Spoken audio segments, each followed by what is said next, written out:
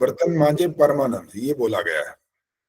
पर खाओ पियो करो आनंद कैसे करोगे भाई, इसमें आनंद कहाँ आएगा। ये तो सामान्य सा एक काम है जो पशु पक्षी भी कर लेते हैं।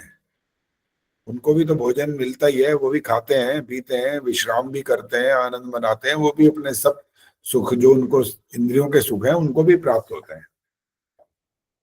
लेकिन मनुष्य का जीवन जो है इनसे अलग होता है। अगर नहीं होता तो इसका मतलब उसका जीवन भी कैसा है, पशुओं जैसा ही है, फिर उससे अलग होना ही चाहिए। चलो बड़ा अच्छा है। ये तो कभी कभी जैसे भजन जब मैं लगाता हूँ, जब ऑन करता हूँ तो भजन चल रहा होता है। तो आज तो मैंने ही कहा कि भजन लगा दो, उन्होंने कहा आचार्य जी आप आ गए, मैंने कहा अच्छा कोई बात नहीं, भजन लगाओ फिर भी। तो बड़ा अच्छा भजन लगाया और एक अच्छा संदेश दिया है सबको। ठीक है जी, धन्यवाद जी। अब मंत्र पाठ की तैयारी कर रहे हैं और कैमरे सब ऑन करिए। पुष्पलता आर्या जी ने उस दिन कहा था, आज ये ऑन हो गया। माइक ऑन करो, आपसे ही बात करनी है पहले। माइक ऑन नहीं हुआ आपका, पर कैमरा ऑन हो गया। माइक भी देखो कहाँ लगा हुआ है, माइक का शक्ल बनी होती है, उसपे टिक मार कर दो, ऐसे दबा दो, वो हो जाएगा। अच्छा इन्होंने उसको उल्टा कर दिया, कैमरा भी चला गया। दो चीजें है ना, एक तो कैमरा बना हुआ होता है और एक माइक भी बना होता है, तो दोनों को टिक मार करना है, काटा काटा ना आ जाए उस पर, लाइन ऐसे रहे तो ऑन हो जाएगा। हो गया। हाँ जी हो गया जी, बिल्कुल। अच्छा पुष्पिता जी, आपसे ये वाली बात करनी है कि आपको हमारे नियम फिर पता म्यूट है हो ये गया जी, फिर म्यूट हो गया उनका। अच्छा हाँ, बस उसको एक बार ऑन करके छोड़ दो। देखो अभी जो माइक बना हुआ है उस पर लाइन आई हुई है क्या? हाँ जी। अब ठीक है, अब नीचे ना, ठीक है इतना ये। हाँ जी आचार्य जी। ठीक है, अब ये पूछना था कि आपको जो हमारे नियम है यहाँ पर जहां से हम प्रारंभ करते हैं वो पता है? नहीं आचार्य जी। नियम ये होता है कि जिनसे मंत्र सुनते हैं, और हाँ जी। अगर अगर मंत्र में एक भी अशुद्धि निकलती है तो 500 रुपये देने पड़ते हैं। ठीक है आचार्य जी। मेरे को नहीं देने पड़ते, मुझे नहीं देने, ये हमारे समाज में या किसी गुरुकुल में दान देने होते हैं। ठीक है जी। तो अब आप बताओ, आप तैयार हैं? हाँ स्वस्तिक जी। के जो हाँ मंत्र जी। था, अच्छा तो 16 से 20 ये वाले रखे हुए हैं मंत्र, हाँ 16 जी। से 20 तक में से सुन रहे हैं कोई भी, तो आप पुस्तक से बेशक पढ़िए, कोई दिक्कत नहीं है। हाँ लेकिन जी। अगर अगर अशुद्ध हुआ तो फिर आपको इस व्यवस्था में आना होगा, ठीक है? हाँ जी। चलिए 19वां मंत्र पढ़िए। ओम अरिष्ट समृतो विश्व एदते प्रपर्जाभिजार्यते धर्मणस्परि यमादित्या सोनयथा सुनीतिर्भीरति विश्वानि दूरिता स्वस्तये। तो अब तो आपको दान देना पड़ेगा, इसका मतलब पता लगा है कहाँ गलती हुई है? प्रजाभिर्जायते धर्मणस्परि। नहीं यहाँ नहीं हुई। सुनी हाँ तीर, जी। सुनी तीर भीरती ऐसे कहा आपने। अच्छा जी। वहाँ सुनीतिर्भीरति। ये था। चलो अब आगे सुन लो, बात सुनो। हाँ एक जी। तो आप हरियाणा से है मेरा ख्याल है, ठीक है? बिल्कुल जी, रोहतक से। रोहतक से। अब वहाँ दिक्कत ये होती है कि जो जिस क्षेत्र में, जिस प्रांत में वो पलता बड़ा होता है और जहाँ वो पढ़ता है, हाँ जी। उसकी भाषा का उस पर पूरा प्रभाव पड़ता है, और प्रभाव आप पर दिखाई दे रहा है। हाँ जैसे जी।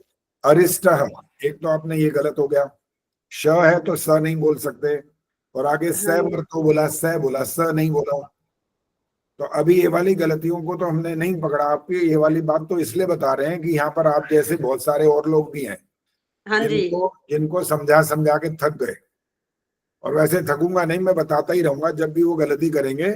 और हाँ उनके जी। लिए भी अब जब 3 साल हो गए उनको जुड़े हुए, और वो हाँ अभी जी। तक इस सुधार नहीं कर पाए, इसलिए उनको भी इस पर अब जुर्माना लगाना शुरू करेंगे, ताकि वो एकदम ध्यान रखें, अलर्ट हो जाए कि श और स में जो अंतर होता है, कै ख ग घ ऐसे सीखा है लोगों ने ज्यादातर।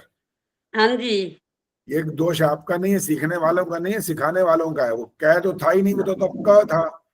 हाँ जी। ने कै दो मात्राएं बना दी बल्कि क के ऊपर। तो इसलिए वो जो अशुद्धियां हैं वो आपको दूर करनी है, ध्यान रखना है। ठीक है जी। और जो गलती हुई है सुनीति विरति वाले में, उसमें हाँ जी दान की बात आ गई है, वो आपने, और दान जहां देना है वो दे करके रसीद भेजनी है मंत्रोदय पर, ताकि पता लग जाए कि आपने वो दान की व्यवस्था पूरी कर ली है। ठीक है जी। ठीक है जी, अब माइक बंद करिए। चलो जी, अब ये बताओ को गीता तिवारी बताएंगी कौन से मंत्र से शुरू करना है आज। आचार्य जी 21 मंत्र से। 21वां मंत्र है। जी। देखो सुषमा सरदार ने हाथ खड़ा कर दिया फौरन। बोलो जी सुषमा जी, बोलो। 23वां बोलना है आचार्य जी। हाँ 23वां मंत्र जी। हाँ, अब 22 तक 23वां पे आ गए। अब निशान लगा लिया करो ना, से टिक मार्क किया करो, और अर्थ भी सामने लिखे होते हैं आपके पास, तो उसका क्रम संख्या भी लिखा करो ना, तो इससे जल्दी पता लगेगा। क्योंकि मैंने मंत्र तो पूछे नहीं, संख्या पूछी है, तो आप जहां पर अर्थ लिखते हो वहां पर क्रम संख्या डाल दिया करो, उससे आपको ये पता लग जाएगा कि ये कौन से मंत्र तक पाठ हो चुका है और इसका अर्थ हो गया। तो आज मंत्र का पाठ करेंगी सविता कपूर। कौन सा मंत्र है? 23वां। हाँ जी, नमस्ते आचार्य जी। हाँ नमस्ते जी, शुरू करिए। एक मिनट आचार्य। ओम ईशे त्वोर्जे त्वा वायवस्थदेवो वः सविता प्रार्पयतु श्रेष्ठतमाय कर्मण आप्यायद्वमगन्या इन्द्राय भागं प्रजापतिरनमीवा अयक्ष्मामावस्तेन ईशत् माघशंसो ध्रुवा अस्मिन् गोपतौ स्यात् बहवीर्यजमानस्य पशून् पाहि। 5 गलतियां हो गई हैं। ईशत नहीं था, पशून नहीं था, पशून आपने पूरा बोला, और उससे पहले प्रारपयतु में भी था, और एक आधी जगह और भी कहीं था। तो ये अभी अशुद्धियां हैं, और इसीलिए अभी आप फिलहाल आपको देख करके बोलने के लिए इसलिए कहा गया है कि अभी ये वाले मंत्र सबको याद नहीं है। और आगे की जो बात होने वाली है कि कहा गया, आपको संदेश लिख करके मंत्रोदय पर दे दिया गया है, जैसे ही ये मंत्र समाप्त होंगे तो आपको ये कहा जाएगा कि आपको 5 मंत्र एक ही क्रम में, चाहे वो 10 से 15 हो, 14 ऐसे हो, या 20 से 25 हो, जहां तक भी होंगे वो आपको देख करके सुनाने हैं। और कोई कोई आप में से ऐसा भी हो सकता है जो कहेगा कि मुझे, आपने ये वाली संख्या से यहां तक है, मुझे मंत्र याद है, तो बिना देखे भी सुनाएंगे। लेकिन ये ध्यान रखना होगा आपको कि वो अशुद्ध नहीं होना चाहिए। बिना देखे सुनाए, चाहे आप देख करके सुनाए। अभ्यास बहुत बार हो चुका, और लिखित रूप में भी आपको बताया जा रहा है।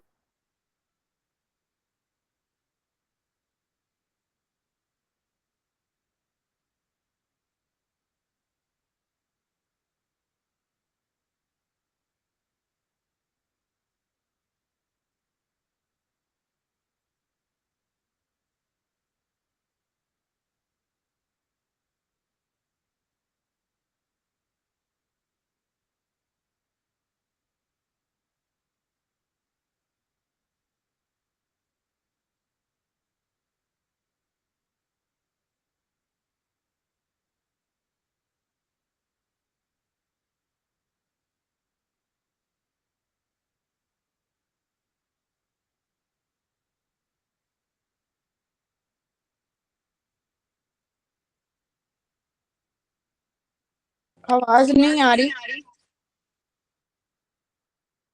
आचार्य जी का बोल नहीं रहे आचार्य जी अभी। ठीक।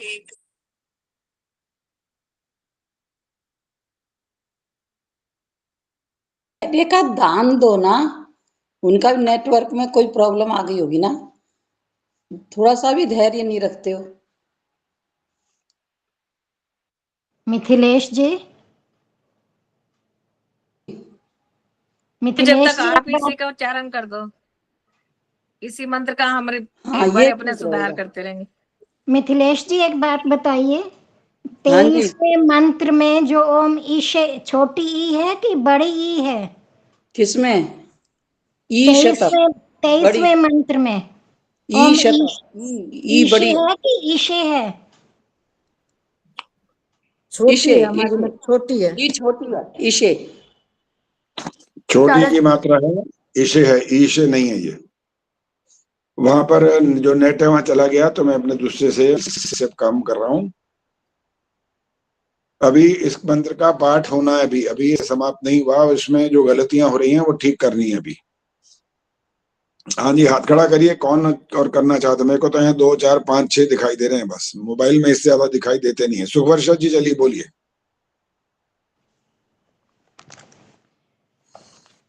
ॐ इषे त्वोर्जे त्वा वायवस्थदेवो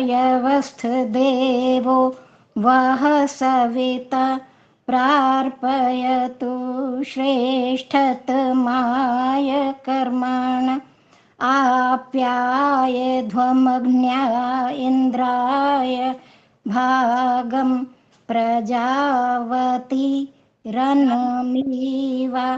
अयक्ष्मा मावस्तेन ईशत माघशंसो ध्रुवा अस्मिन् गोपतौ स्यात् बभिर्यजमानस्य पशून् पाहि।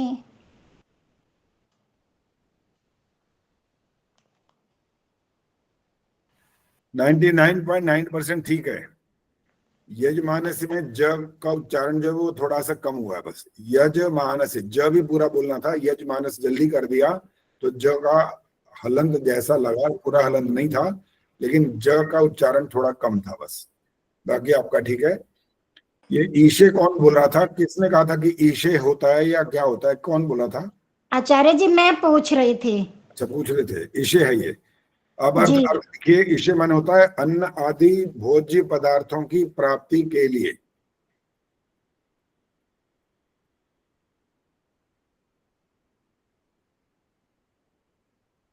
आचार्य जी नमस्ते, फिर से बताइए। अन्न आदि भोज्य पदार्थों की प्राप्ति के लिए।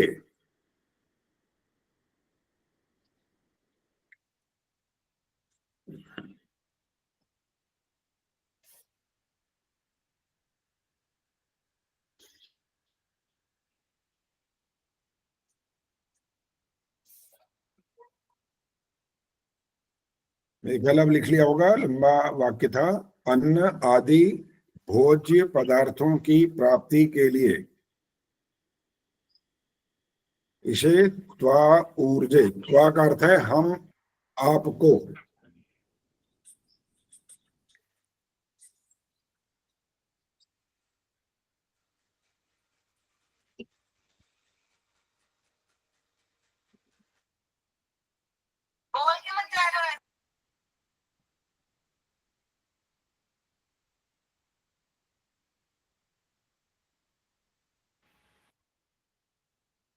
ऊर्जे का अर्थ है बल पराक्रम की प्राप्ति हेतु।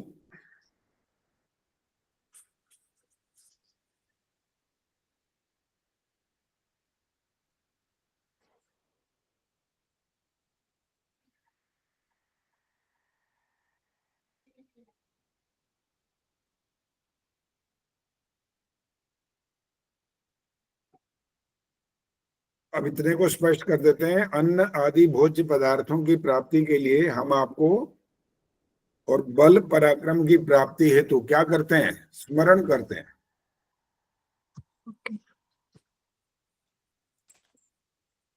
स्मरण करते हैं।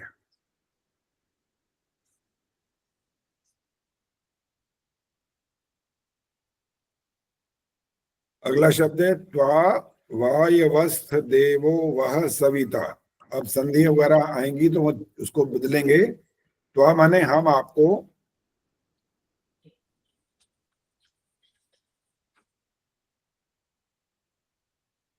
अब अगला शब्द बना है वायवः।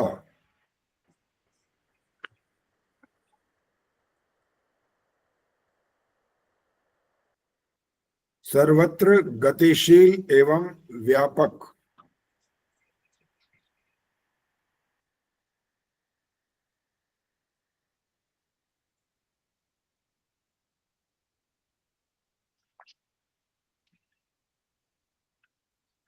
स का अर्थ है सर्वत्र गतिशील एवं व्यापक, स्थ माने है।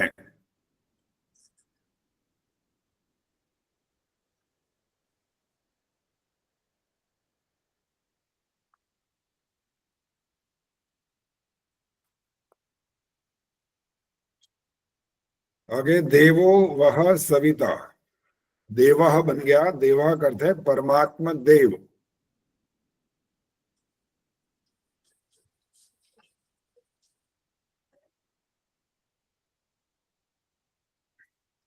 और वह का अर्थ होता है आपकी कृपा से।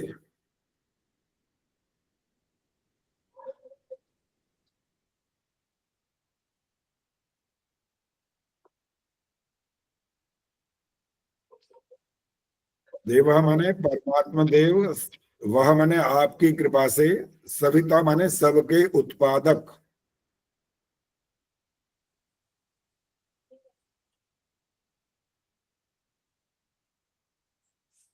अब ये जो अगला शब्द आ रहा है यहाँ पर काफी लोग इसको गलत उच्चारण करते हैं। चंद्रकांता जी उच्चारण करेंगे, अगला शब्द क्या है ये? प्राप्रयतु। दोबारा बोलो। प्राप्रयतु। गलत है भी। सुषमा सरदाना बोलिए। प्रार्पयतु। हाँ, प्रार्पयतु, प्रार बोल के बाद पयतु वो पूरा आना चाहिए, और र प्रार, ये र पूरा नहीं कर सकते। प्रार्पयतु, र आधा है, ऊपर चढ़ा हुआ है ना वो। प्रार्पयतु का मतलब होता है प्राप्त कराएं।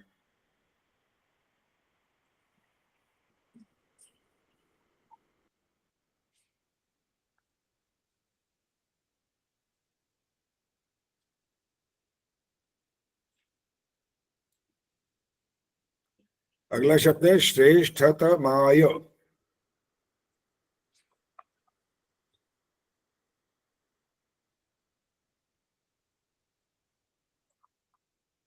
श्रेष्ठतमाय का अर्थ होता है अति उत्तम।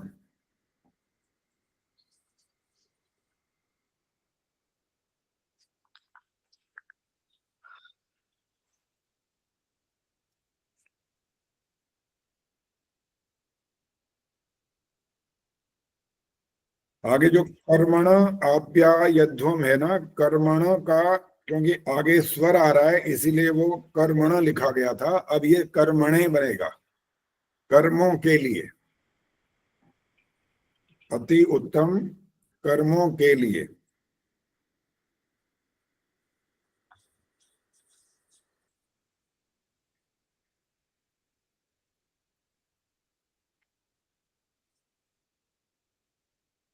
आप्यायध्वमघ्न्या, इनमें भी संधि हो रही है, अब संधि विच्छेद होगा, ये बनेगा आप्यायध्वम। हृष्ट पुष्ट होमे,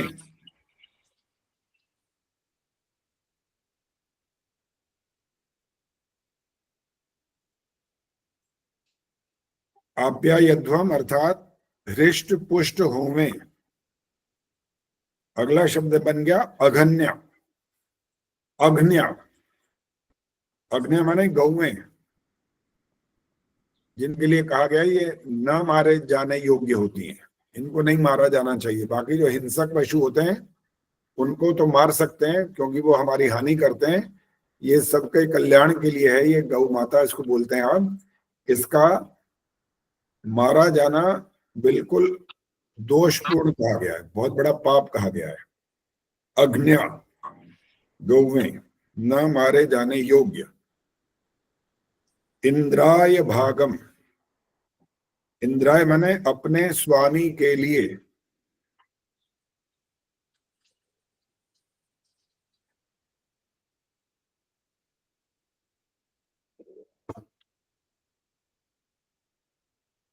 इंद्राय का इंद्राय, क्या अर्थ है?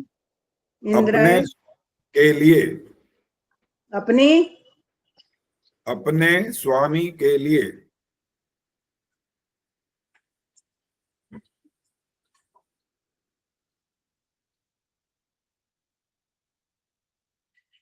भागम, अगला शब्द है दूध आदि का उचित भाग देने में समर्थ बनी रहें।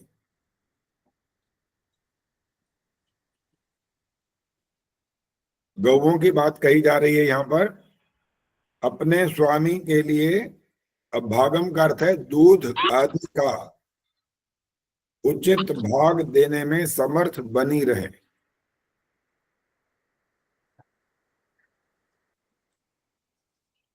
एक बार और बोल रहा हूं, भागम का अर्थ दूध आदि का उचित भाग देने में समर्थ बनी रहे। कोई कोई माइक ऑन कर लेता है, इसलिए आप माइक ऑन मत किया करो। निर्मल जी का ऑन है, उन निर्मला जी का। हाँ जी, बंद रखो जी, माइक बंद करो भाई सामने। कोई माइक ऑन मत किया करिए, फिर डिस्टर्बेंस होती है, कट कट करके आवाज आती है, फिर आपको किसी को सुनाई नहीं देता, फिर आप दूसरी तीसरी बार पूछते हो, फिर समय नष्ट होता है इससे। ये जो कहा गया भागम माने दूध आदि का, ये दूध आदि का क्या अर्थ होता है? आदि क्या चीज है फिर? इंदिरा टांगरी जी बताएंगे।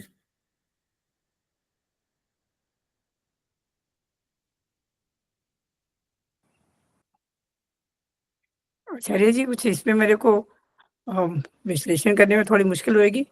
दूध आदि आदि में तो गौ से तो हमें बहुत कुछ मिलता है, तो क्या सबका उसमें दे कि जैसे हम लोगों ने पढ़ा था कि गोबर का है और दूध इनका दूध का जो पेशाब है वो भी औषधि बनती है। बस और यही है, दूध आदि का यही है। उनका दूध तो अमृत है ही, और इसके जो मल मूत्र है, जिसको गोबर भी कहते हैं और इधर मूत्र कहते हैं, इनसे औषधियां बनती हैं। और ये बाकायदा, इसके लिए तो बाबा रामदेव इससे औषधि बनाते हैं, उनकी औषधियां बाजार में बिकती हैं और अनेक प्रकार के उनसे लाभ होते हैं। गोबर से तो खाद भी बनती है, गोबर का जो उगला बनता है उसके माध्यम से आप यज्ञ में भी बाकायदा उसको डाल के जलाते हैं, और उसकी जो वहां से गंध होती है और उससे जो वायु शुद्ध होती है, इसके भी बहुत सारे लाभ होते हैं। ये दूध आदि का उचित भाग देने में समर्थ बनी रहे। प्रजावती रनमीवा, यहां पर भी संधि है, अब ये बन जाएगा प्रजावती, विसर्ग लग जाएंगे। स्वस्थ बछड़ों को जन्म देने वाली,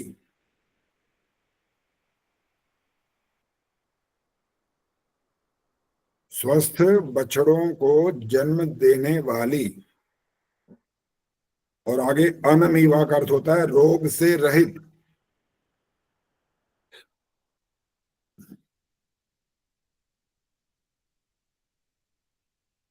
अयक्ष्मा, यक्ष्मा आदि रोगों से रहित।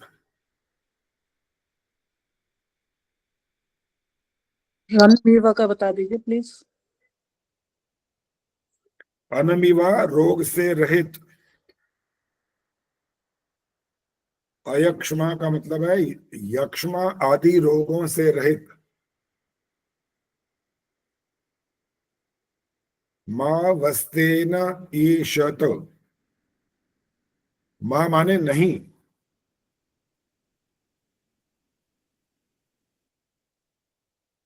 वह माने आपकी कृपा से।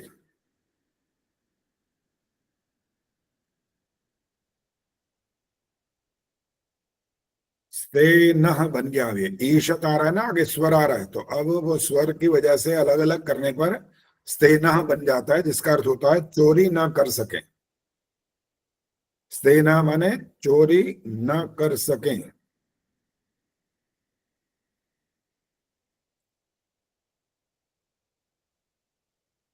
ईशत, इनका स्वामित्व न कर सके।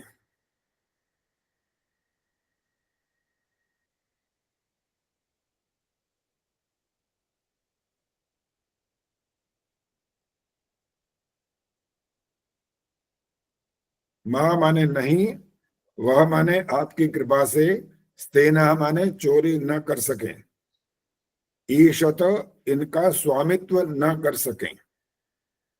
आगे है मां अघशंसो ध्रुवा, मां माने नहीं या मत।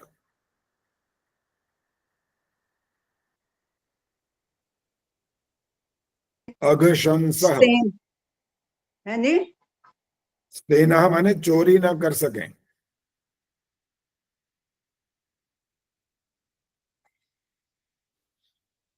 आगे से काम क्या करो, अपने पोते पोतियों को बिठाया करो साथ में, वो भी सुनेंगे, उनको लाभ होगा और लिख भी जल्दी से लेंगे वो। अब चंद्रकांता जी कह रही हैं कि वो तो इतनी छोटी है, वो कहाँ से लिख लेगी अभी। कोई बात नहीं, आचार्य इतनी जी बच्चे आचार्य जी बच्चे स्कूल गए एग्जाम देने। हाँ वो ठीक है, वो तो मजाक जैसा ही हो रहा है। जहां पर जी। संभावना हो उनको बिठा दिया करो, उनको भी बहुत लाभ होगा इससे। पहले तो बाकायदा मैं बाल मैंने ये रखा हुआ था, बाल क्या नाम था इसका, बाल मंत्रोदय नहीं था, बाल बाल कुछ ऐसा नाम था। तब उसमें बहुत सारे बच्चे आते थे पहले, बाद में 5-6 बच्चे रह गए। अब 5-6 बच्चे रहे तो 5-6 बच्चों के लिए 1 घंटा निकालना ये तो बड़ा मुश्किल था। वो कार्यक्रम भी शुरू किया जा सकता है, लेकिन पुरुषार्थ आपको करना पड़ेगा। आप 20-25 की अगर प्रयास करेंगे तब ये कक्षा उनकी भी शुरू कर सकते हैं। तो उनको भी जो बातें आप नहीं बता सकते, समझा सकते, तो वो हम उनको अच्छी प्रकार से उनके दिमाग में अच्छी प्रकार से भर सकते हैं, उनको समझा सकते हैं, और उनके जो टेढ़े मेढ़े प्रश्न आएंगे ना उनके उत्तर भी दे सकते हैं। आप 2-4 उत्तर दे करके चुप हो जाओगे, उसके बाद आप उत्तर नहीं दे पाओगे, ऐसा हो सकता है। लेकिन यहाँ हम उनको प्रमाण भी देंगे, तर्क भी देंगे, और उनको अच्छे प्रकार से संतुष्ट करेंगे। बाकी जो कुतर्की होगा, दुराग्रही होगा, तो उसको संतुष्ट करना तो भगवान के बस का भी नहीं है फिर तो। अच्छा, अग्रशम माघशम का क्या बताया था? माँ मत, अगशंसा दुराचारी, चोर डाकू। अगशंसा माने दुराचारी, चोर डाकू।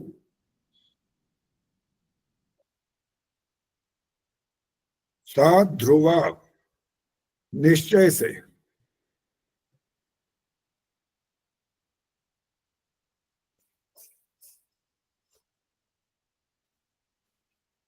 अस्मिन अर्थात ईशत इन, का क्या अर्थ बताया जी? ईशत ईशत माने इनका स्वामित्व न कर सकें। आप थोड़ा पीछे चल रहे हो ना, इसीलिए तो मैं बोल रहा हूं, किसी को बिठाओ साथ में, वो लिखें जल्दी से, बहुत ज्यादा देर न लगाएं। अस्मिन का अर्थ है इन, जो छूट जाए उसको छोड़ दो, अभी आगे लिखो आगे। गो पतऊ, गौओं के।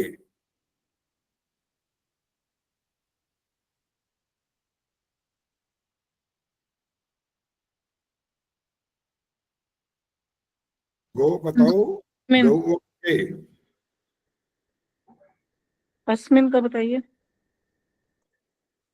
अस्मिन माने इन, गो बताओ गौओं के, इन गौओं के। स्यात माने हो जावे।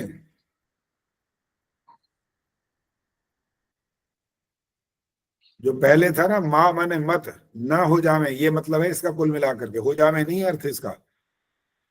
दुराचारी, चोर डाकू, इन गौओं के स्वामी ना हो जावे, ये मतलब है इसका टोटल।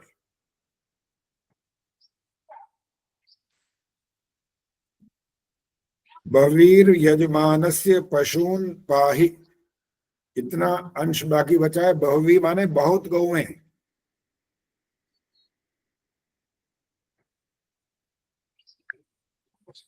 क्या बताया जी? बहुत गौएं। बहुवी बहुत गौएं। यजमानस्य, यज्ञ करने वाले यजमान के।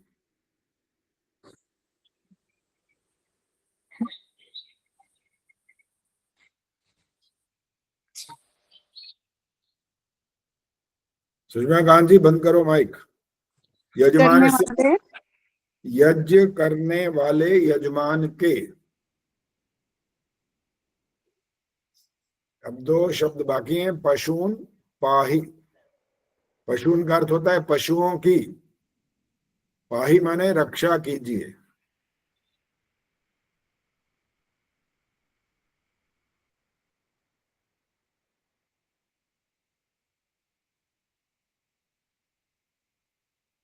यज्ञ करने वाले यजमान के गौओं की, पशुओं की क्या करें आप? रक्षा करें। किससे कहा जा रहा है? ईश्वर की बात हो रही है। और ये भी साथ साथ यहाँ बता दिया गया, दुराचारी, चोर, डाकू आदि इनका हरण ना करें, चोरी ना कर सकें और इनका स्वामित्व ना कर सकें। वो इनको क्या करेंगे, अगर ये सब उनको ले जाएंगे चोर डाकू आदि, तो उनका दुरुपयोग करेंगे, उनको मारेंगे, पीटेंगे, पता नहीं क्या क्या करेंगे, शायद बिल्कुल ही जीवन ही समाप्त कर दें, ऐसे हो सकते हैं वो चोर डाकू आदि।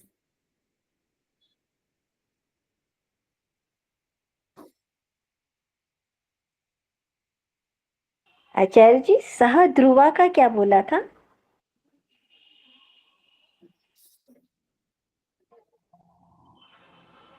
ध्रुवा का अर्थ है निश्चय से, निश्चित रूप से।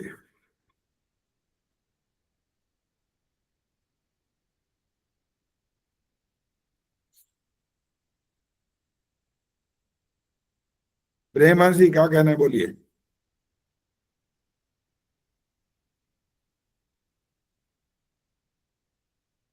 माइक ऑन करो, माइक।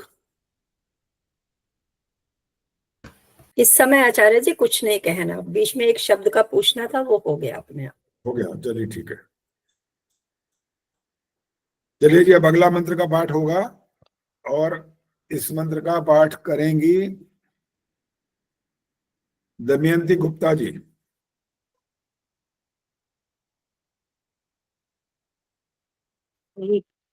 नमस्ते आचार्य जी। नमस्ते जी। ओम आनो भद्राः क्रतवो यन्तु विश्वतो दब्धासो अपरीतास उद्भिदा देवानो यथा सद्मिद्वृधे असन्न प्रायुवो रक्षितारो दिवे दिवे। बहुत बढ़िया। चलिए आगे, अब अर्थ लिखिए। आ माने हे परमेश्वर,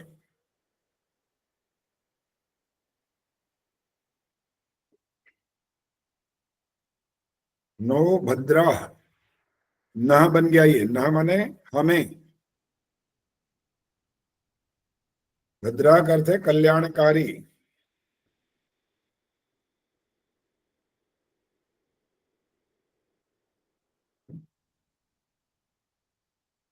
अगला शब्द बनेगा कृतवः,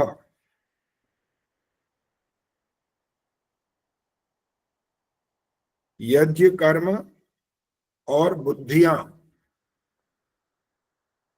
यंतु का क्या अर्थ है जी? यंतु यंतु में पहुंचे कहाँ हैं अभी आप? कभी तो आगे पहुंच जाते हो और कभी पीछे वाला बोलते हो, यंतु भी बोला ही नहीं है।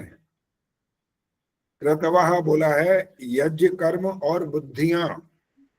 यंतु का अर्थ है प्राप्त होने।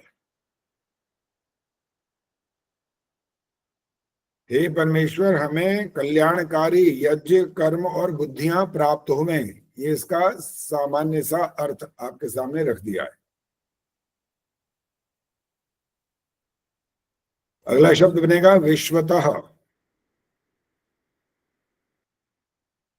विश्वतः का अर्थ होता है सब ओर से। जी, सब ओर से, चारों ओर से। अदब्धासः,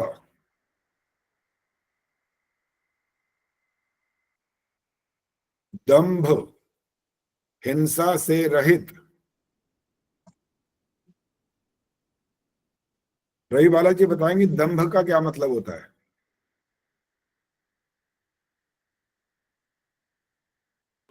आचार्य जी, दंभ का मतलब अभिमान। ठीक है, ठीक है। घमंड करना, अभिमान करना।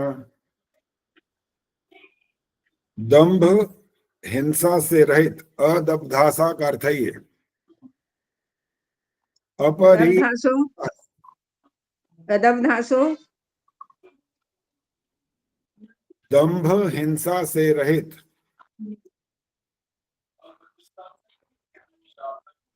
घमंड और हिंसा से रहित। माइक तुरंत बंद कर दिया करो, फिर ऑन नहीं रखना। हम जी राज चावला जी आपका ऑन है अभी तक। अपरितासः, एकाग्रता से युक्त।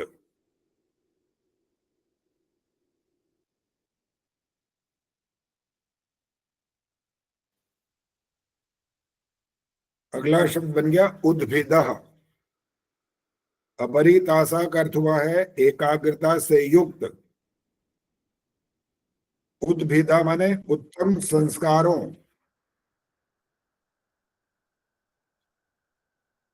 उद्भिदा का अर्थ है उत्तम संस्कारों और कर्मों को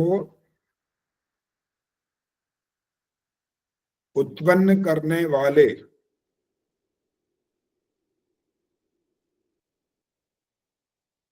उद्भिदा का अर्थ फिर बोल रहा हूं, उत्तम संस्कारों व कर्मों को उत्पन्न करने वाले।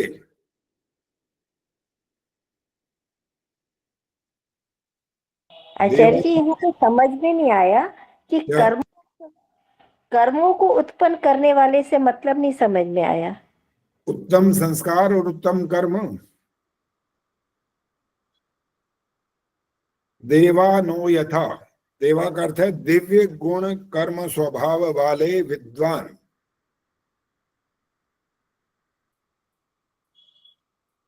देवा का अर्थ है दिव्य गुण कर्म स्वभाव वाले विद्वान।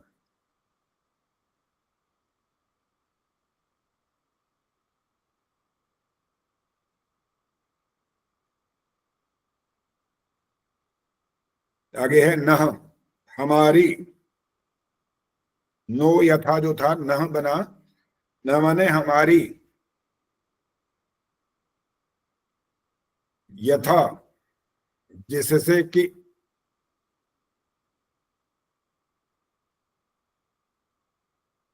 यथा जिससे कि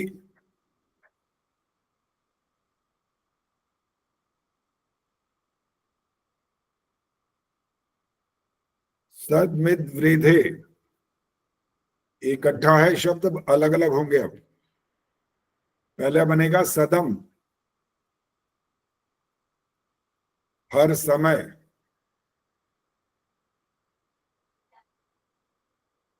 सदम माने हर समय।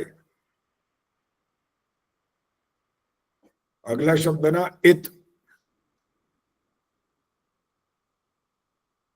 प्रत्येक क्षण।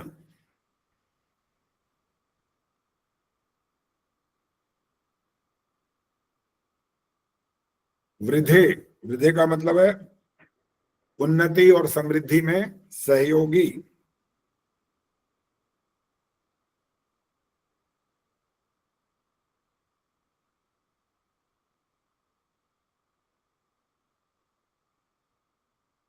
उन्नति और समृद्धि में सहयोगी, ये वृद्धे का अर्थ है। असन्नप्रायुवो, ये भी अब अलग होंगे। असन का अर्थ होता है होवें। क्या अर्थ होता है जी? होवें।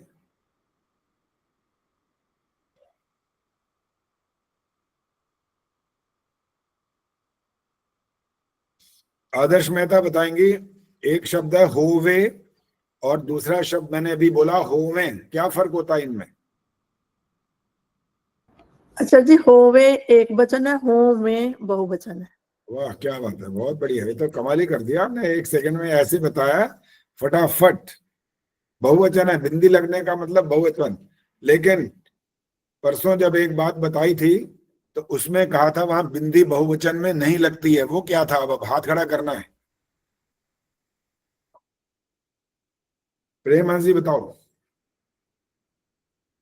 अरे जी वो हिंदी बहुवचन की तो नहीं, मुझे जो ध्यान है वो ये था कि प्रथमा से लेके सप्तमी तक तो बिंदी लगती है, लेकिन संबोधन में बिंदी नहीं लगती।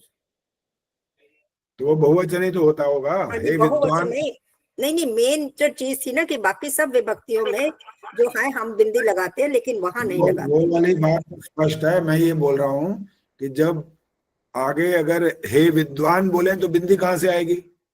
विद्वान हाँ, में वो तो तो ऐसे नहीं ठीक आएगी, बहुवचन आएगा तभी तो वहां प्रश्न खड़ा अभी होगा ना। आएगी। ठीक है, विद्वानों ने इसीलिए और बोला, विद्वानों जब संबोधन करेंगे तो बिंदी नहीं आएगी, और वहां नहीं बाकी आएगी।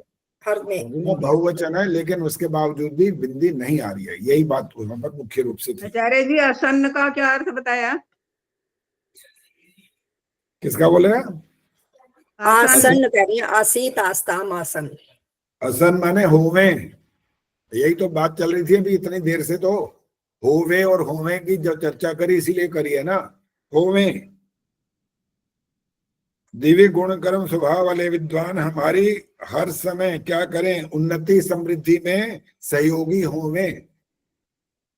होवे कहेंगे तो एक विद्वान की बात हो जाएगी ना, बहुत सारे विद्वान की बात थोड़ी होगी।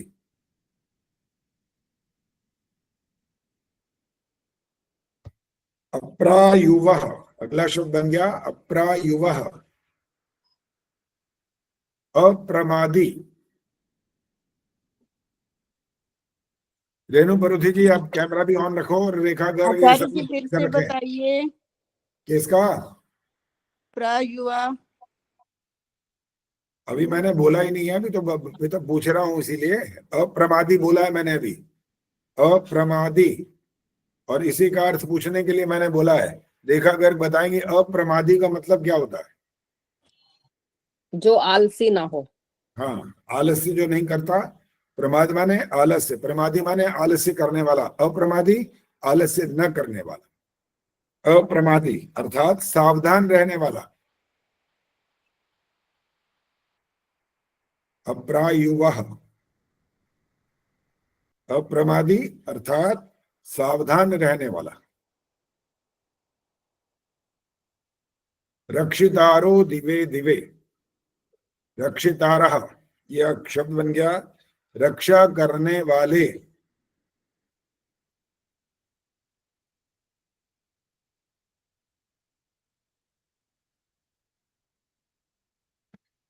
दिवे दिवे का अर्थ होता है प्रतिदिन।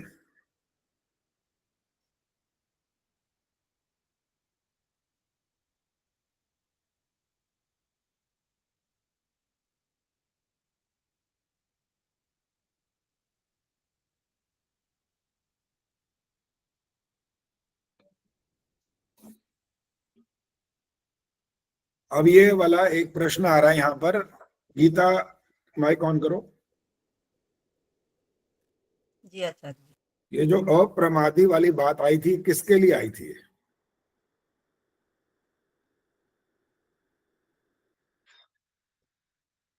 जो अविद्वान लोग हैं। जो अविद्वान लोग हैं, अर्थात अर्थात अज्ञानी, ज्ञान रहित। शशि प्रभा बताएंगे। हम प्रश्न वही है, अभी प्रश्न को बदलना नहीं है, अभी इसको स्पष्ट करना है क्या मतलब है इसका। चलिए, मुझे नहीं आता। नहीं आता, ये बहुत अच्छी है मेरी शशि प्रभा जी। ये फटाक से कहते हैं बस मुझे तो माफी कर दो, पर ठीक है बढ़िया। कोशिश करती नहीं है, कोशिश करना चाहिए वैसे। अप्रमादी किसके लिए प्रयुक्त हुआ है? हाँ सुख वर्षा जी।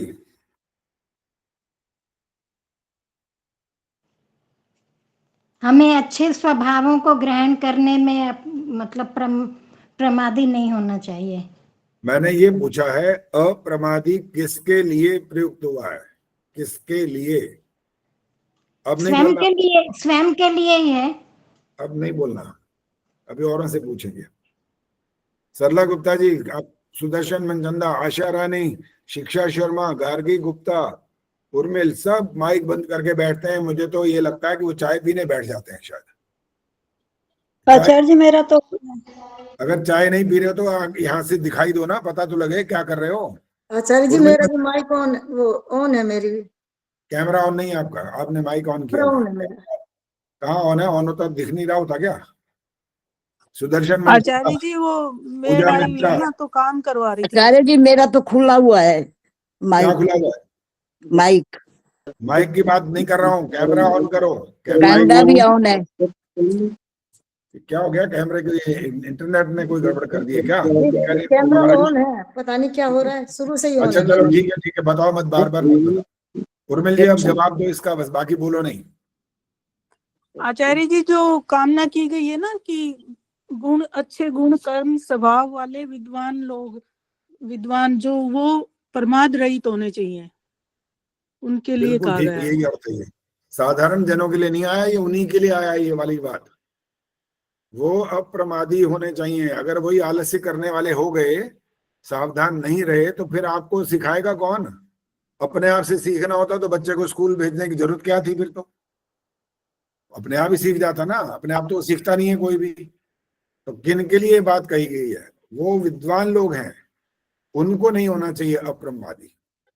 वो आलसी नहीं हो, आलस्य रहित हो और सावधान रह करके हमें मार्गदर्शन करने वाले हों। और इससे क्या होगा? हमारी उन्नति और समृद्धि होगी। ये लाभ होगा हमारे को। वो नहीं बताएंगे तो उन्नति नहीं होगी, समृद्धि नहीं होगी हमारी। हम तो अपने जो जो समझ रहे होंगे अपने आप को ठीक, वो ठीक समझते समझते ही चलते जाएंगे पूरे जीवन भर, जैसे दुनिया अपने आप को मानती है। अधिकांश लोग अपने आप को ठीक मानते हैं। हमने पूछा आपका ठीक मानने का आधार क्या है? कहने लगे आधार हम है, और कौन है? कि अच्छा आप ही आधार हो।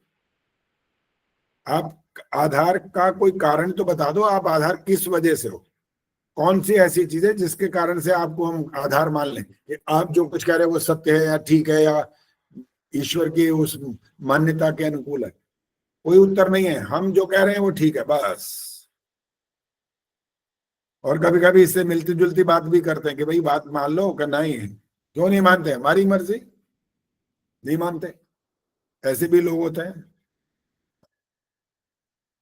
तो विद्वान लोगों को सावधान रहने की ज्यादा आवश्यकता होती है, और वो सावधान रहेंगे, सचेत रहेंगे, जागरूक रहेंगे और अपना कर्तव्य कर्म निभाते रहेंगे, तो उससे क्या होगा? लाभ हम ही को होना है इसका।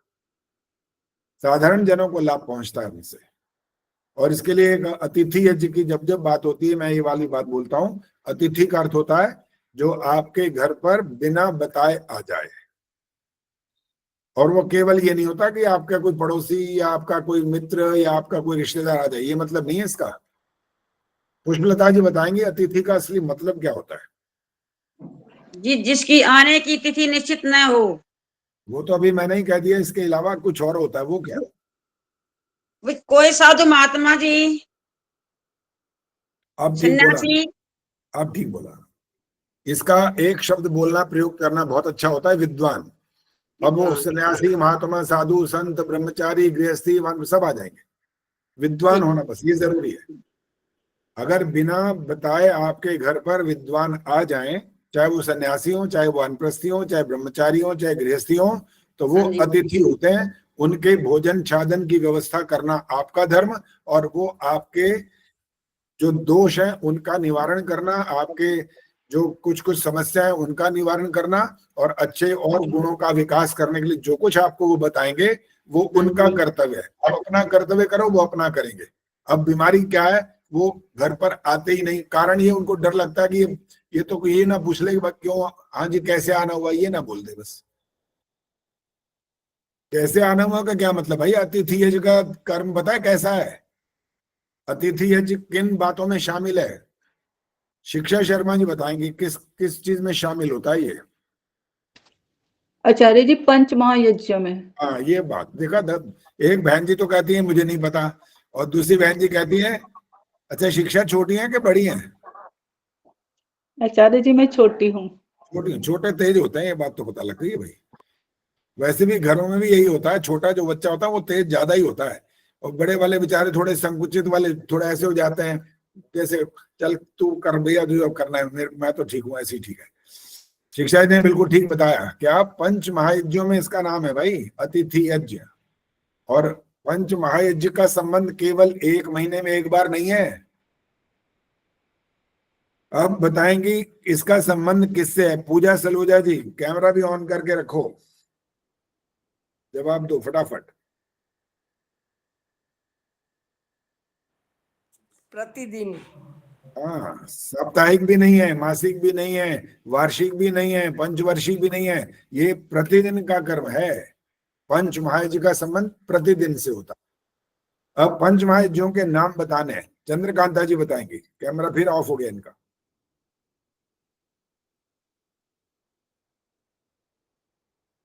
आचार्य जी मेरे से पूछा है? हाँ जी जी, चंद्रकांता जी आपसे ही पूछा है। जी जी पंच महायज्ञों के नाम। जी जी। ब्रह्म यज्ञ, देव यज्ञ, पितृयज्ञ, अतिथि यज्ञ, बलिवेश यज्ञ।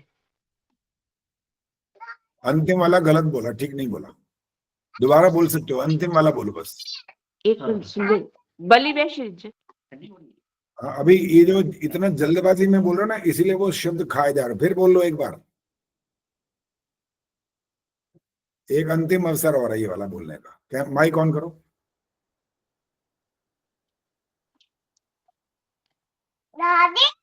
बलिवेश यज्ञ नहीं। संतोष जी कौन है ये भाई? यहाँ तो कैमरा ही नहीं ऑन करती कभी। तो विजय लक्ष्मी आप भी कैमरा ऑन कर लो जरा। विजय लक्ष्मी प्रश्न तो करती है लेकिन कैमरा ऑन नहीं करके बैठती है कभी भी। दोनों में से जल्दी जो कैमरा ऑन कर ले वो जवाब दे दो इसका। जो अंतिम शब्द, अंतिम यज्ञ का नाम लिया है प्रिंसिपल चंद्रकांता जी ने, वो वाला नाम बोलो पूरा, और आराम से बोलना, जल्दी मत बोलना। बलि वैश्व देव यज्ञ। हाँ ठीक है। अभी कैमरा भी ऑन किया करो ना, कैमरा क्यों ऑफ करके रखते हो? बलि वैश्व देव यज्ञ होता, वैश्व होता है ये, बलि वैश्व देव यज्ञ। तो पांचों महायज्ञों का संबंध कब से है हमारे जीवन से? प्रतिदिन से संबंध होता है इसका। अब इनके अर्थ भी जरा आपको याद दिला देते हैं। सुधा त्यागी, पहले यज्ञ का अर्थ बताओ। जल्दी से ऑन करना है, नाम आता ही कैमरा तो ऑन होना ही चाहिए, और वो शुरू करो, फटाफट बताओ। आचार्य जी, ब्रह्म यज्ञ, सुबह जल्दी उठना, संध्या करना, नित्य यज्ञ करना। गलत है ये। बस माइक ऑफ कर देना तुरंत। जब आपको उसका जवाब प्रत्युत्तर मिल जाए तो तुरंत बंद कर दीजिए। प्रेम बहल जी बोलो। नमस्ते आचार्य जी। नमस्ते जी। प्रातः ब्रह्म वेला में ब्रह्म यज्ञ है, फिर उसके पश्चात देव यज्ञ है। मैंने जो पूछा उसका उत्तर नहीं है। नो, अब नहीं बोलना बस। इसीलिए मैंने कहा नहीं, अब नहीं बोलना। प्रश्न को ध्यान से सुना करो। मैंने ब्रह्म यज्ञ का अर्थ पूछा, वैसा आपने नहीं बोलना। मीना आर्या, ब्रह्म यज्ञ का अर्थ क्या है?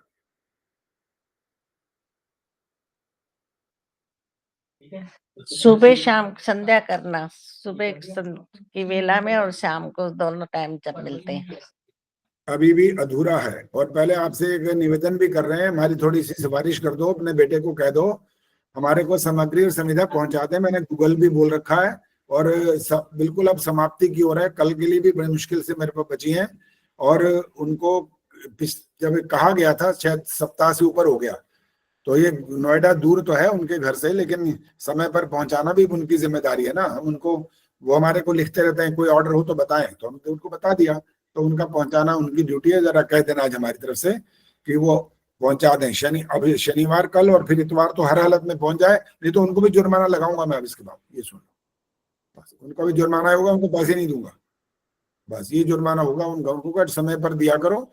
और पहले भी एक दो बार ऐसी आचार्य जी मैं अभी बोलती हूँ, मैं आज ऑफिस ही आई हुई हूँ।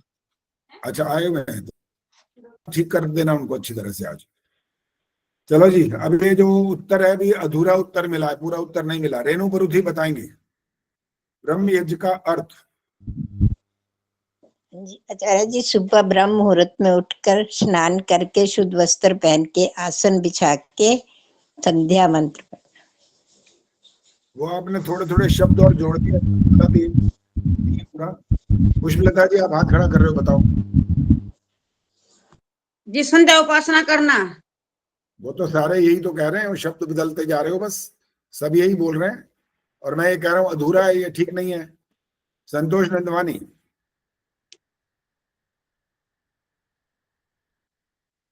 आई है कि नहीं आई है? मैं तो ऐसे नाम बोल दिया।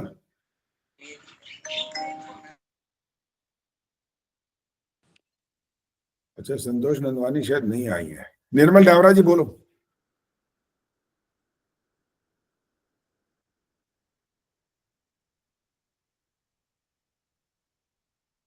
हमेशा भूलते हो आप, हमेशा। पहली बार नहीं हो रहा, हमेशा भूलते हो, माइक ऑन करना भूल जाते हो। जब नाम आता है तो पहला काम है उधर, सीधा उधर पहले ऑन करो उसको। नमस्ते बोलो। आचार्य जी। हाँ, बोलो। शिक्षा, विद्या, धर्म, सभ्यता आदि की वृद्धि के लिए किया जाता है। ये कहाँ पढ़ा है आपने? आचार्य जी वो मेरे पास वो है सत्यार्थ प्रकाश, उसमें पढ़ा था मैंने। कौन सा समोल्लास भी याद है?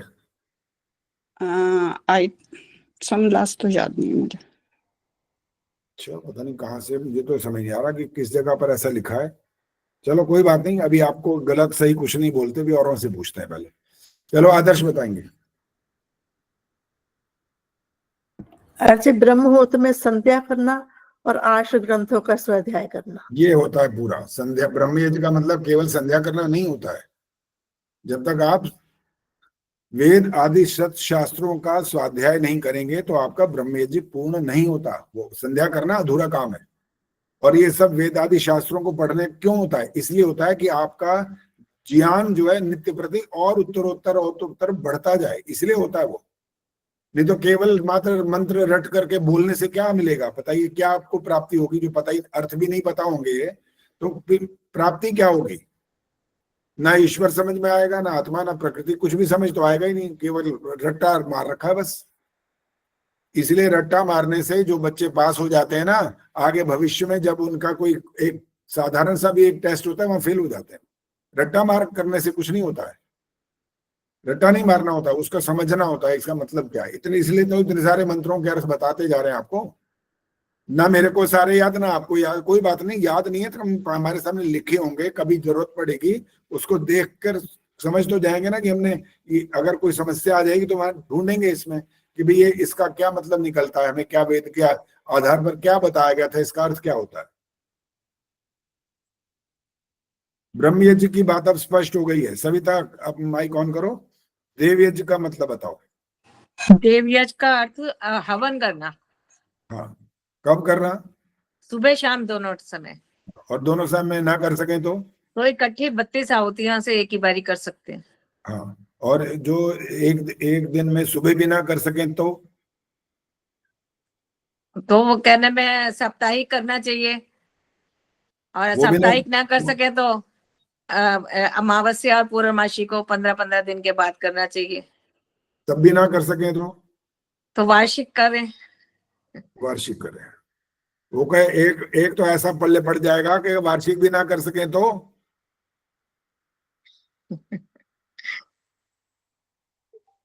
इसका जवाब पता है क्या है? अगली बार इंसान नहीं बनेगा, ये पक्का है। हाँ जी। क्योंकि ये आपका प्रतिदिन का कर्तव्य है भाई, प्रतिदिन का। वार्षिक नहीं है ये छिमाही या तिमाही भी नहीं है, ये पाक्षिक भी नहीं है, साप्ताहिक भी नहीं है, प्रतिदिन का कर्तव्य है। और लिखा तो ये गया था कि दोनों समय का अलग अलग यज्ञ करें। जो अलग नहीं कर सकते, घर में ही नहीं होते, कोई समस्याएं हैं कुछ, अपने किसी का कार्य इस प्रकार का है कि वो घर ही नहीं होता उस समय, और भी बहुत सारे कारण होते हैं कि घर पर होकर के भी नहीं कर सकता, मेहमान आ जाते हैं, कुछ और व्यवस्थाएं करनी होती हैं। तो एक समय में दोनों समय का यज्ञ तो अवश्य करना चाहिए। आचार्य जी, मैं एक बात और कहना चाहती हूँ कि जैसे इस मंत्र के उस अर्थ में आया ना कि हमें विद्वान ज्ञानी जन प्राप्त कराइए, तो हमें लगता है कि वो हमें जो है आप मिले हैं। किसने प्राप्त कराया? अब वो जो मिले तो मतलब कृपा से ही है ना। देखो जब कोरोना काल हुआ था तब कहने में जो महामृत्युंजय मंत्र का जाप हुआ था अध्यात्म पथ में, तो हमें कहने में सुषमा जी के प्रेरणा से ही हम जुड़े थे उसमें, फिर उससे हमें आप मिले। ठीक है, पुरुषार्थ करने से ही प्राप्त होता है। ठीक है, कृपा जो कहते हैं ना, कृपा ईश्वर की कृपा, ईश्वर की कृपा का अर्थ दूसरा होता है, पता है? चलो पुष्पलता बताएंगे क्योंकि ये नई है, जुड़ी है ना, इनसे पूछते हैं ये ईश्वर की कृपा का क्या अर्थ समझते हैं ये। जो हम भगवान से प्रार्थना करते मेहनत के साथ, हाँ, पहले मेहनत करो कोशिश करो, फिर भगवान से विनती करो, प्रार्थना करो। उदाहरण दे दो कोई। उसमें हमें जब सफलता मिलती है तो भगवान की ऐसे कृपा है जी। नहीं, आगे नहीं सुनना, सिर्फ ये एक उदाहरण दो।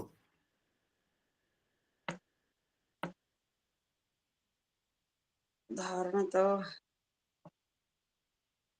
क्योंकि सुनो, बोलो मत अब, क्योंकि बिना उदाहरण के आप अगर अपने बच्चों को कोई बात सिखाना समझाना चाहते हैं तो आप नहीं सिखा सकते। आपके इन मोटे मोटे बड़े बड़े भारी भरकम मंत्र पाठ और शब्दों को वो नहीं सुनना चाहते, वो ये सुनना समझना चाहते हैं कि आप हमको बिल्कुल सामान्य भाषा में समझाओ कि इसका मतलब क्या निकला। अगर हमें बड़े बड़े भारी भारी भड़कम मंत्र सुना दें कि हम बड़े बड़े इतने विदुषी हैं, इतने विद्वान हैं, वो मंत्रों की झड़ी लगा दें, उनको कोई मतलब नहीं इन मंत्रों से। उनको तो इस बात से मतलब है कि हमारे पल्ले डाल दो, बस हमारे दिमाग में बैठा दो बात कि ये बात है असली। मंत्रों से सुनने से उनको कोई फर्क नहीं पड़ेगा, क्योंकि उनको समझ तो कुछ आना नहीं, उसमें समझ तो यही आएगा जो आपकी बोलचाल की जो भाषा है उसमें समझाओ। चलो जी, और कौन बताएगा? विजय लक्ष्मी बताएंगे। ईश्वर की कृपा का कोई उदाहरण दे दो।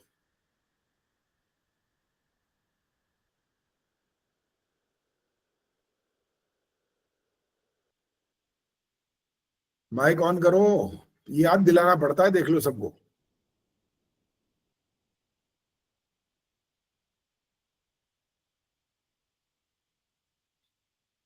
माइक ऑन नहीं हुआ अभी तक विजय लक्ष्मी जी, माइक ऑन नहीं हुआ अभी भी। अच्छा आचार्य जी, अच्छा आपने मेरा नाम लिया, मुझे नाम नहीं सुनाई दिया। हाँ आचार्य जी, उदाहरण है ना, बच्चों की बात चल रही है तो बच्चों के लिए कोशिश कर रही हूँ, शायद ठीक हो। हाँ बताओ बताओ। अगर कोई मंदिर जाता है, पेपर वगैरह देने जा रहा है और कहेगा मेरे को भगवान पास कर दे, कृपा कर दे, तो नहीं होगी। और बच्चा पूरी तैयारी करेगा, पहले करेगा मेहनत और फिर ईश्वर से प्रार्थना करेगा कि मैं फर्स्ट आऊँ या सेकंड जो भी है, तो अगर वो सफल होगा तो वो कृपा होगी ईश्वर की, उस पर कृपा हो जाएगी। मतलब वो पेपर लिखवाएगा ईश्वर, क्या करेगा वो? नहीं नहीं, मेहनत तो खुद करेगा, पूर्ण परिश्रम करेगा। मेरा जो प्रश्न चल रहा है ना, वो उस प्रश्न को पकड़ लिया करो। असल में आप जो मन में विचार चल रहा था उस पर चिंता ना करो बारह, उस प्रश्न की जो मैं नया प्रश्न करता हूं उस पर चिंतन करके उत्तर दिया करो। ईश्वर जो उस पर कृपा करेगा, आपने कहा बच्चा मेहनत करेगा और उसके बाद वो चाहेगा मैं फर्स्ट आ जाऊं, फर्स्ट भी आ जाएगा, तो ईश्वर इसमें क्या भूमिका निभाएगा वो पूछ रहा हूँ, वो क्या चीज है? हाँ जी, वो फिर अगर उसने पूरी तैयारी की है तो वो उस समय उसका पूरा सजग रहेगा और उसको विल पावर से वो पूरा सॉल्व कर पाएगा मेरे हिसाब से क्वेश्चन चलो पेपर। गीता बताओ, गीता बताएंगे अब। गीता जल्दी बोलो, फटाफट ऑन करो। उसमें आचार्य जी उस बच्चे में विशेष प्रकार की एक आत्मबल प्रकट होएगा और वो अपने लक्ष्य को प्राप्त कर सकेगा।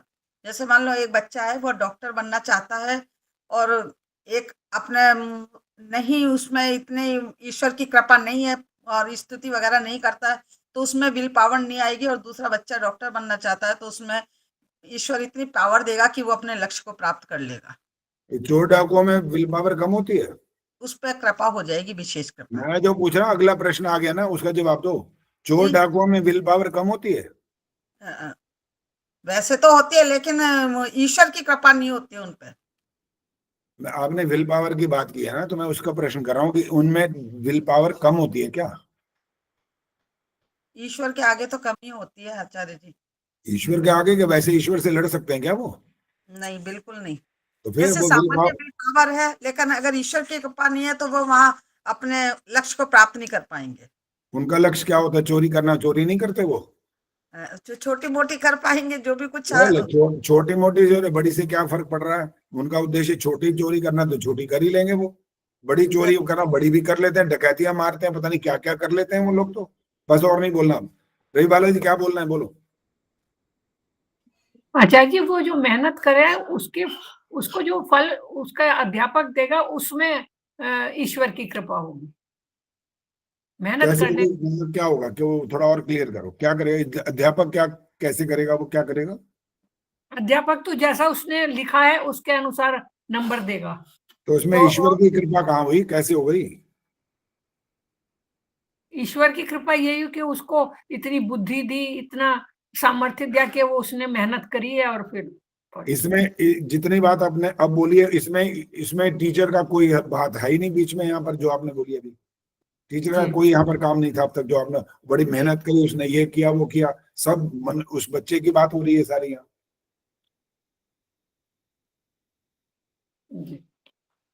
अच्छा, मेहनत करने की का उसको बल दिया, शक्ति। हाँ, अब तुक्के मारे जाओ, कुछ ना कुछ तो निकल ही आएगा, क्या और क्या। जब वो ना समझ आए तो कुछ और बोलना ही होता है, वो बोल देते आप। चलो जी, और कौन बताएगा भाई थोड़ा और? हाँ, इंदिरा डांगरी जी बोलो। आचार्य जी, पूरी मेहनत करने के बाद उसके अंदर जो उत्साह पैदा होगा, जो निर्भयता पैदा होगी, वो परमात्मा की कृपा होती है। अब पेपर देने के लिए जा रहा है, खूब मेहनत करी हुई है, और भगवान को का धन्यवाद करते हुए जा रहा है कि ईश्वर मेरी सहायता करना। तो उसके अंदर बल आएगा, उसमें निर्भयता आएगी, और वो उत्साहित होगा कि मैं पेपर देने जा रहा हूँ। अब अगला प्रश्न आ रहा है, आपके लिए आ रहा है। जी जी आचार्य जी, मैं बता दूं इसका अर्थ? अभी रुक जाओ। इंदिरा जी से ही पहले प्रश्न हो रहा है कि जो ऐसे साइंटिस्ट हुए हैं, साइंटिस्ट तो बहुत बड़ी बात होते हैं, छोटे मोटे नहीं होते वो लोग तो, और वो ऐसे भी नास्तिक होते हैं, तब क्या कहोगे? वो तो ईश्वर को मानते ही नहीं है। नास्तिक तो होते हैं, पर वो भी तो मेडिटेशन करते हैं ना, जो इतना वो लगे रहते हैं उसके अंदर, वो भी एक दूसरी तरह का ही नहीं, ईश्वर का वहां पर क्या योगदान है, बस ये पूछना है। आप वो तो मेडिटेशन करें, मेडिटेशन में अपने काम में बिल्कुल ऐसे जुट जाएं, बिल्कुल तन्मय हो जाते हैं, वो अलग बात होती है। मैं कह रहा हूँ ईश्वर का वहां पर क्या योगदान है। वहां पर तो ईश्वर की बात, ईश्वर की कृपा का जो प्रश्न चल रहा था, ये नास्तिक लोग है, नास्तिक यानी एक साइंटिस्ट है, नास्तिक है, लेकिन इतना बड़ा वो खोजबीन करके हमारे कल्याण के लिए बहुत कुछ हमको दे देता है। वहां तो ईश्वर का यहाँ कोई संबंध है ही नहीं यहाँ पर, लेकिन वो भी ये काम कर लेता है। आचार्य जी, मैं एक बात कहूँ, जो नास्तिक होता है वो सबसे बड़ा आस्तिक होता है, क्योंकि वो जानता है कि ईश्वर है और उसमें विश्वास नहीं करता। मैं तो उसको ज्यादा आस्तिक मानती हूँ। अच्छा, उस आस्तिक अभी नीलिमा जी आप ठहरो। अब इंदिरा जी अपना पक्ष रखा तो प्रश्न भी आएगा सामने। उस आस्तिकता का वो क्या कार्य क्या करते हैं ऐसा? वो कह रहे हैं कि हम नास्तिक हैं हम, लेकिन आप कह रहे हैं वो फिर भी बहुत बड़ा आस्तिक मानते हैं, होते हैं। वो आस्तिकता वाला काम कौन सा करते हैं, क्या चीज होती है ऐसी? आचार्य जी, आप साइंटिस्ट की बात कर रहे थे, मैं भी उसी की बात पे बात कर रही हूँ कि अच्छा, जब वो जो खोजबीन कर लेते हैं, खोजबीन कर रहे हैं, लेकिन इसमें अभी आस्तिकता वाली कोई बात नहीं आती इस बात में। वो अपने क्षेत्र में काम कर रहे हैं, जो उन्होंने पढ़ाई की है उसके आधार पर वो खोजबीन करने लगते हैं, वो कर सकते हैं, सफल भी होते हैं। ईश्वर का इसमें भी कोई योगदान नहीं है। अभी नीलिमा जी बोलेंगे। आचार्य जी, वो बच्चे की बुद्धि को या किसी की भी बुद्धि को तीव्र बना देता है, और मेधा और प्रज्ञा बुद्धि बना के उसको इस तरह से कृपा करता है। मैंने तो ये देखा। मेधा कैसे मेधा बनाते हैं? बुद्धि बन जाती है कैसे और बनाते तीव्र हैं? बन जाती है, सब याद आता चला जाता है। मैं पूछ रहा हूँ कैसे बनाते हैं, ये पूछ रहा हूँ कैसे बनाते हैं। वो मेधा ठीक है, आपने एक शब्द पढ़ा है मेधा बुद्धि, हमारी यहाँ मेधाम देवगण, वो ठीक है। हाँ, मेधा बुद्धि ईश्वर कैसे बनाते हैं, ये पूछ रहा हूँ। कैसे बनाते हैं? अच्छा, मन को स्थिर करके, अपने में लगा के, समता में ला के, शांत बना के, एकाग्र बना के, ये सारे फैक्टर्स ही। यानी ईश्वर ये सारे काम करता है, उनके मन को शांत करता है, उनको बुद्धि देता है, उनको सब कुछ करता है, ये मतलब निकला ना? हाँ जी। अच्छा, अभी रुको, अभी ठहर जाओ। हाँ जी, आदर्श मेहता बोलो। आचार्य जी, जो ईश्वर ने हमें 5 तत्व दिए हैं, आकाश, वायु, अग्नि, जल, पृथ्वी, इसी से ईश्वर हमारी रक्षा करता है। ये रक्षा वाला प्रश्न ही चल रहा था अभी, उसकी कृपा की बात हो रही है, कृपा। चलो अब सुन लो, बहुत देर हो गई, अब बहुत लंबा चौड़ा भी ये विषय चलता जा रहा है। आचार्य जी, मैं कोशिश करूं? हाँ सुशीला जी बोलो। चलो आप अंतिम में, इसके बाद मैं बताऊंगा, बोलो। आचार्य जी, पूरा पुरुषार्थ करने के बाद जो कर्मों का फल ईश्वर देता है, वो ईश्वर की कृपा होती है। जैसे हमने कोई आम का पौधा लगाया और उसमें ईश्वर की तरफ से जल, वायु, सूर्य का प्रकाश, ऊर्जा, चंद्रमा की शीतलता आज इस तरह से वो पौधा बढ़ पाएगा, अगर ये सब ना मिलेगा तो पौधा सूख जाएगा। तो ये देखो ईश्वर की अभी कृपा आप ठहर जाओ। आप असल में एक जो उदाहरण दे रहे हो गलत तो नहीं है, लेकिन ये थोड़ा सा ट्रैक से हट चुका है। आपने पौधे, पेड़ पौधे, इनकी बात करनी शुरू कर दी। मैं मनुष्य की बात कर रहा हूँ, उसकी कृपा की बात कर रहा हूँ। आप दूसरी तरफ चले गए। अब और नहीं बोलना, अभी रुक जाओ, अब इसका उत्तर सुन लो। हाँ, अभी तो उर्मिल भी हाथ खड़ा कर रही है, सुखवर्षा जी भी कर रही हैं, अभी तो पता नहीं कितने हाथ खड़े होंगे, फिर वही होएगा। अरे ठहर जाओ बाबा, सुन लो मेरी बात, सुन लो, बहुत हो गया। देखो ऐसा है, जब आप यम, नियम, आसन, प्राणायाम, प्रत्याहार, धारणा, ध्यान, समाधि तक पहुंचते हैं ना, तो आपको ईश्वर का जो आप कृपा की बात करते हो ना, वो आपको वास्तव में समाधि में मिलती है।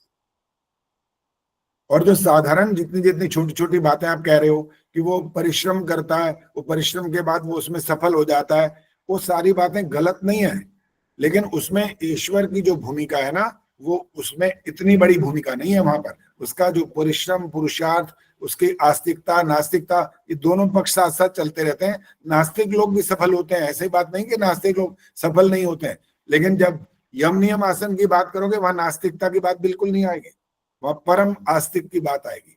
वो ईश्वर के आदेशों का पालन करने की बात आएगी। वो प्रारंभ से लेके अंत तक, जहां तक उसको मनुष्य जीवन को पहुंचना चाहिए, वो वहां तक पहुंचने की बात आएगी। और उसके बाद उसकी कृपा होगी, क्या होगी? वो उसको मोक्ष दे देगा, ये उसकी कृपा है। आचार्य जी, फिर जो विद्यार्थी ने जो परीक्षा दी, उसकी कैसे करेगा, वो करेगा कृपा ईश्वर उस पर? दोबारा बोलो, विद्यार्थी ने परीक्षा दी, आगे उसका फिर जो फल मिलेगा, तो उस पर ईश्वर कैसे कृपा होगी? ईश्वर की यहाँ कृपा नहीं, यहाँ पर उसका संबंध ऐसा नहीं है। अगर उसकी जब कृपा की बात करते हैं, करिए और पाइए, क्या करिए? कर्म। कर्म किसने किया? बच्चे ने। क्या किया? परीक्षा दी। फल किसने दिया? ईश्वर ने। उत्तर क्या है? फल किसने दिया? वो तो अध्यापक ने दिया। बस यहाँ, इसीलिए इसका संबंध यहाँ पर है ना, मुख्य रूप से। गौण और मुख्य दो बातें होती हैं, और हर बात के अंदर मुख्य और गौण को समझना जरूरी होता है। सिर्फ एक साधारण सी बात कह के सबके साथ संबंध जोड़ना ठीक नहीं होता, और ये दुनिया ज्यादातर यही करती है। उसकी मर्जी ऐसी बोलती रहती है, जहां काम बिगड़ा नहीं, फट उसकी मर्जी, वो चाहता ही यही था, उसने मेरी किस्मत ही ऐसी लिखी है, पता नहीं क्या क्या बोलते हैं लोग। विचार करते ही नहीं है कि भाई आप बोल क्या रहे हो, क्या आपने कोई, वही है ना, आपके पास इसका कोई मापदंड, कोई प्रमाण, कोई तर्क है कि क्या, कैसे कह रहे हो कि मैं कह रहा हूं कि मैं कौन होता है भाई? मैं कह रहा हूं नहीं होता कुछ भी। होता यह है कि आप वेद शास्त्र के अनुकूल कह रहे हो, तब वो होता है, अन्यथा नहीं होता। आप कुछ नहीं हो वहां पर कि मैं कहता हूं, मैं कौन होता है? बोलने वाले स्टेज पर भी बहुत सारी ऐसी बातें बोलते हैं, अनर्गल भी होती हैं कभी कभी, और वेद विज्ञान से अलग भी होती हैं, वो कहीं हर जगह ठीक नहीं होती हैं। मैंने सुना होगा उन विद्वानों को। ईश्वर, उनका वाक्य सुनाता हूं, क्या कहते हैं? ईश्वर ये चाहता था कि मैं इस बस में ना बैठूं, ये कहा उन्होंने, और क्योंकि वो बस आगे एक्सीडेंट हो गई थी। ये उनका वाक्य था, मैंने सुना, अपने कानों से सुना, बिल्कुल प्रत्यक्ष देखा उनको। कारण ये था कि वो जिस बस में बैठना चाह रहे थे नहीं बैठ पाए, और वो दूसरी बस में, आखिर तो उन्हें जाना ही था अपने गंतव्य पर, दूसरी बस में बैठे तो आगे क्या देखते हैं, वो देखो वो बस का एक्सीडेंट हो गया। ईश्वर नहीं चाहता था कि मैं इस बस में बैठूं। आज ही ईश्वर नहीं चाहता था तो हजारों बार बसों में बैठे हो, आज कैसे तुमने ये वाक्य बोला भाई? क्या उत्तर है इसका कि आज ईश्वर ने कैसे चाह लिया इस बात को? हर बार बोलते, या तो हर बार बोल के देखो, लेकिन तब भी गलत हो जाएगा। ईश्वर आपके लिए ऐसा कुछ नहीं चाहता है, सुन लो। ईश्वर आपके लिए सिर्फ आपका कल्याण चाहता है, और उसके कल्याण चाहने का अर्थ होता है आपको वो 5 तत्व जो आदर्श ने बोला था वो दे दी उसने। आपका कल्याण इसी से हो रहा है। ये हटें और आप खत्म, कल्याण समाप्त हो जाएगा। जितना पैसा है वैसा सब धरा रह जाए, कुछ नहीं होगा। आपके पैसे थोड़ी जीवित आप रह जाएंगे, पैसे से जीवित नहीं रहते आप। वो एक जीने का साधन जरूर है, लेकिन साधन, मुख्य साधन तो वो है, 5 तत्व है। ये होती है उसकी कृपा जो सब पर हो रही है, अलग से विशेष नहीं होगी। विशेष तब होगी जब आप समाधि लगाओगे, जब आप ईश्वर की आज्ञाओं का पालन करने लगोगे, ये मैं नहीं, इसका अर्थ ही मत निकालिए कि समाधि में ही होगा। आप यम नियम का जब प्रारंभ करोगे तो आप पर कृपा होना शुरू हो जाएगी। वो गोलगप्पे खाने से नहीं होगी, ध्यान रखना। कहीं हरी चटनी से खाए कि लाल चटनी से खाए, इसलिए कृपा रुकी हुई है। लाल से क्यों नहीं खाए? वो नहला जी एक है, वो बाबा जी वो कह रहा है मैं जो दूध से नहा रहा हूं उससे खीर बनाओ, तुम्हारा बेड़ा पार हो जाएगा। बताओ क्या कर रहे हो? आप कौन, कैसे कैसे क्या कह रहे हो कि मैं कह रहा हूं इसलिए ये ठीक है? बस ऐसे जो लोग होते हैं ना, वो महाधूर्त होते हैं। विद्वान तो बिल्कुल ही नहीं होते। वो उन जनता का दुरुपयोग करते हैं, उनके विश्वास का।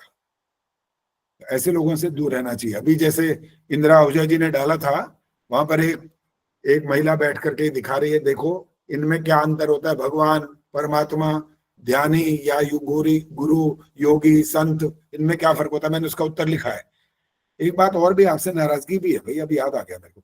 अब जब मैं कुछ वहां पर लिख करके भेजता हूँ, कोई प्रश्न करता है या कोई चीज डालता है, तो उसका उत्तर लिखता हूँ मैं वहां पर। उसको तो 3 लोग उसको बस देखते हैं, नीचे वो जैसे कहे ना सेलेक्ट करते हैं और ये इमोजी को डाल देते हैं। बाकी लोग देखते क्यों नहीं हो? अगर देखते हो तो उसका प्रतिक्रिया दिया करो, और देनी चाहिए ना, पता तो लगे आपने पढ़ा है उसको। और कभी कभी ये भी कह देते हो ये ऐसा नहीं हो रहा, आपने ये नहीं बताया सब कुछ होता है, वहां लिखा होता है, आप उसको पढ़ते नहीं हो इसलिए आपको पता नहीं लगता। तो इसलिए ये वाली बात भी आपको करनी चाहिए, उसको पढ़ा करो। जो कुछ कभी प्रश्न उत्तर के रूप में बात आती है तो उसको आपका तरफ से प्रतिक्रिया आनी चाहिए कि आपको समझ भी आई। अगर समझ नहीं आई तो आप प्रश्न भी कर सकते हो वहीं पर, कोई आपत्ति नहीं उसमें मुझे। हमारा जो ये कार्यक्रम है वो इस बात के लिए कार्यक्रम बना हुआ है कि हम ज्ञान विज्ञान को बढ़ाएं, बस ये उद्देश्य है। आज रवि बालाजी ने कुछ डाल रखा है, पता नहीं 0.1 सेकंड लिखा हुआ उसमें। रवि बालाजी क्या डाला है वो? अभी मैंने देखा जब ये खत्म हुआ था ना, तो उसमें आपका चित्र आया हुआ, वो क्या डाल दिया? क्या है वो? अच्छा जी, कुछ नहीं डाला है। मैं तो बस अभी इस जो मीटिंग हो रही है इसी के बारे में देखा, अभी तो ज्यादा खुला ही नहीं था। एक सेकंड मैंने आचार्य जी वो कुलभूषण जी ने डिलीट कर दिया। हाँ वो डिलीट भी हो गया, लिखा हुआ है रवि वाला सिंगल लिखा हुआ है, और आपका एक ऐसे गोला बना हुआ था, उसमें चित्र भी था आपका। तो ये देखो, आपका हाथों का भी थोड़ा संतुलन बनाओ कि क्या करना है क्या नहीं करना। अगर कोई चीज डल जाती है, मैं पहले तो आराम से कह देता हूँ ये हटा दीजिए। एक सुमना आर्यन जी ने भी डाला था कुछ, तो मैंने कहा भाई ये कौन डाल रहा है, नाम एस लिखा हुआ था, आगे पता ही नहीं लगा। फिर मैं ढूंढा तो मुझे पता लग गया इन्होंने डाला है। फिर भी मैंने नाम नहीं लिखा, ये डाला कि ये इसमें ये वाली चीजें मत डालिए। जो इतनी बड़ी बड़ी जो चीजें दुनिया में चल रही हैं, बहुत सारे जितने हमारे बने हुए हैं ना, ये बहुत लोग हैं जहां पर आप उसके मेंबर भी हैं, वहां पर आप पढ़ लेते हो, देख लेते हो, सुन लेते हो। यहाँ डालने की जरूरत नहीं है। यहाँ डालना है तो अपना कोई प्रश्न डालो, कोई बढ़िया बात ऐसी डालो कि जिससे आपको लगे कि ये बात समझ नहीं आ रही और हम समझना चाहते हैं, तो उसका समाधान आपको मिलेगा। और जब कोई बात ज्यादा नहीं मानता तो फिर उसका नाम काट देता हूँ। अच्छा जी, मैं बोल सकती हूँ, मैं इस टेक्नोलॉजी को ज्यादा नहीं जानती, लेकिन ये ऐसा भी हो सकता है क्या कि कोई और मेरा जान पहचान का कोई डाल दे? मैंने तो इसको छुआ ही नहीं बिल्कुल। आपका नाम जब आ रहा है ना, तो आप ही डाल सकते हो, और दूसरा और कोई नहीं डाल सकता। आपके नाम से कोई रवि बाला नाम लिखा हुआ नहीं आएगा उस जगह पर। चलो इस बारे में बात मत करो, अभी कोई बात नहीं, बच्चे ने डाल दिया, और ये भी हो सकता है, मैंने टाइम नहीं देखा कब डाला गया था। आचार्य जी एक बात, जल्दी बोलो जी, उस समय हो गया। यम नियम की बात हो रही थी, तो अपरिग्रह का मतलब पूछना चाह रही थी मैं। अधिक संचय न करना। आचार्य जी वो बुक्स में तो ये लिखा हुआ है निर्भिमान अभिमान ना करना, गलत है मतलब उसका? गलत नहीं है, गलत नहीं है। वो इन सब के संचय करने से अभिमान बढ़ता है ना फिर। हाँ क्लियर हो गया, धन्यवाद। जैसे अब आप कहेंगे इस समय दिन है, तो इसका एक अर्थापत्ति बोलते हैं उसको, रात नहीं है मतलब। तो हर शब्द को वैसा का वैसे नहीं बोला जाता, तो उसके अर्थ भी समझने की आवश्यकता होती है, तब वो स्पष्ट हो जाती बात कि ये कहना क्या चाहते हैं यहाँ पर। चलिए अब कोई बात नहीं होगी, समय समाप्त हो गया। शांति पाठ। ओम देव शांतिरंतरिक्षम शांति, पृथिवी शांतिरापः शांतिरोषधयः शांति, वनस्पतयः शांतिर, विश्वे देवाः शांतिर, ब्रह्म शांति, सर्वं शांति, शांतिरेव शांति, सामा शांतिरेधि। ओम शांति शांति शांति ही। जो बोले सो अभय वैदिक धर्म सद्गुरु महर्षि दयानंद की भारत माता की आर्य समाज अमर रहेगा,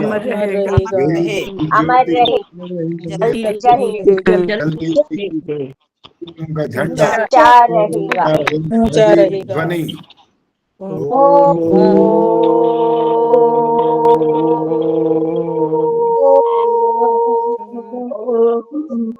नमस्ते आचार्य जी। धन्यवाद।